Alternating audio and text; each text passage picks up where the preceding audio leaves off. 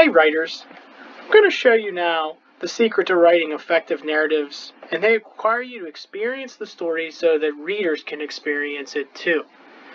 Imagine, close your eyes, paint the picture of what you're trying to have the reader see.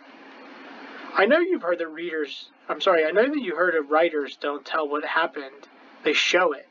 Instead of saying, I was sad, writers say, I brushed away a tear with the back of my hand and bit my lip to keep it from quivering. You know that you have to add some of those sensory details and other imagery to help your reader see the picture of your story. But what you may not know is that many people think that the single most important thing a writer can do is to dream the dream of that story. As writers write the story, in his book about powerful stories, Gerald Bryce has said it's not enough for a writer to tell a reader about a person or a place. He must help the reader be the person and live this place.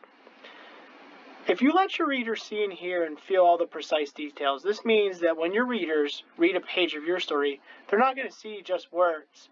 Instead, they would see that field that you're tromping through.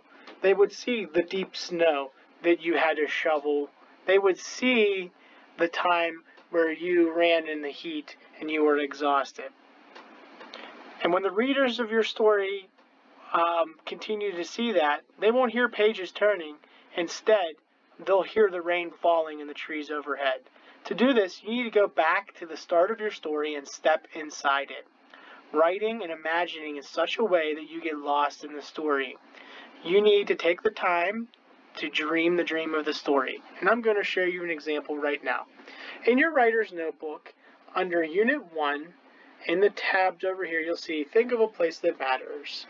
Today, you're going to list 3 to 5 places that matter most to you that you want to be the setting of maybe your narrative. This is a personal narrative, so this is a story that happened to you that you are going to have the reader imagine.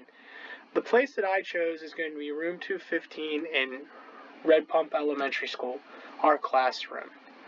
And the event that I'm going to choose was our Halloween holiday party. Our healthy Halloween holiday party.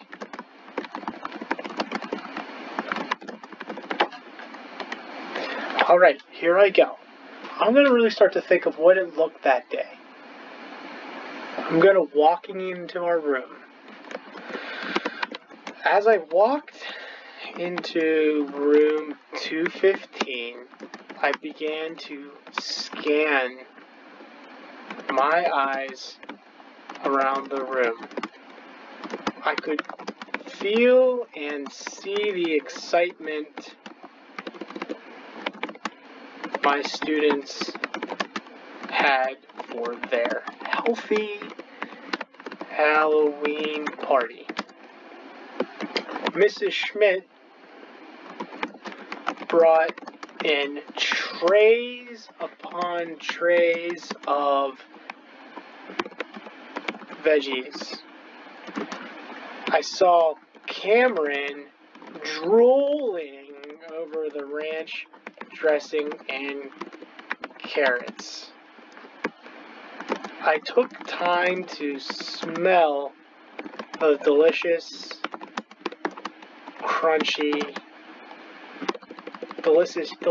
and crunchy snacks.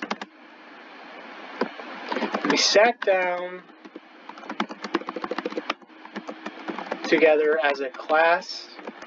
We celebrated what we enjoyed about fall and thanked each other for being a part of this moment. So let's look at that little muse I have here. Let's think about the picture that you see. Now you know what our classroom looks like. Maybe you can help me think of some details. As I walked into room 215, I began to scan my eyes around the room. I could feel and see the excitement my students had for their healthy Halloween party. See, I made a mistake there. Mrs. Schmidt brought in trays upon trays of veggies. I saw Cameron drooling over the ranch dressing and carrots. I took time to smell the delicious crunchy snacks. We sat down together as a class. We celebrated what we enjoyed about the fall and thanked each other for being a part of this moment. Maybe I need to add a little bit more to paint the picture here. So what did the class look like? So as I walked into room 215, the room was bright and cheery. Does that give you an idea? I began to scan my eyes around the room. I could feel the excitement my students had for their healthy Halloween party. I think we should talk about what the students looked like.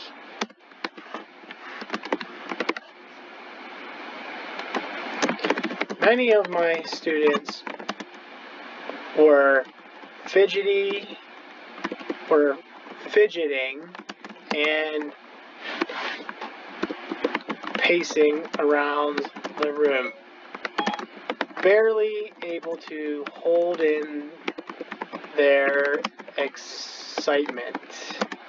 Mrs. Schmidt brought upon trays of veggies. I saw Cameron drooling over the ranch dressing and carrots. Let's talk about, I took the time to smell the delicious and crunchy snacks. We sat down together as a class. We celebrated what we enjoyed about the fall and thanked each other for being part of this moment. Let's talk about how we enjoyed our food here, right?